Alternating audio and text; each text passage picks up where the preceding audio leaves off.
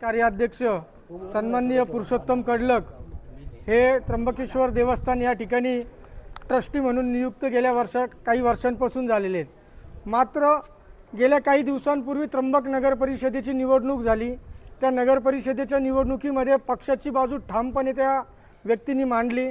त्यानंतर गेल्या 2 दिवसांपूर्वी तुषार भोसलेंचं पवार साहेबांबद्दलचं एक स्टेटमेंट आलं होतं आणि त्या स्टेटमेंटला सोशल मीडियावर उत्तर देण्याचं काम पुरुषोत्तम कडलकांनी या ठिकाणी केलं होतं आणि त्याचाच प्रसाद म्हणून पुरुषोत्तम कडलकांच्या गळ्यात हा हार घालण्यात आलेला आहे।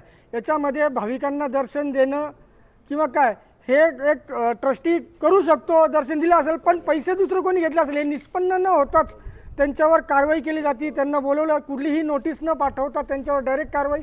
काल रात्रीपर्यंत तर सगळं व्यवस्थित होतं, मध्यरात्रीतूनच असं काय कडलकांना डायरेक्ट अटक केलेली आहे। याच्यामध्ये मग अटक जर करायची आहे तर बाकीचे पण तिथे बडे बडे हस्ती म्हणजे राजा लेवलचे लोक त्या ठिकाणी ट्रस्टी आहेत, त्यांची पण चौकशी करावी। त्यांच्याही माध्यमातून बरेचसे दर्शन होतात, रोज त्या ठिकाणी लाखो लोक आहेत, त्यापैकी हजारो लोकांची VIP दर्शन होतात, ते कशा पद्धतीने होतात याचीही चौकशी केली पाहिजे।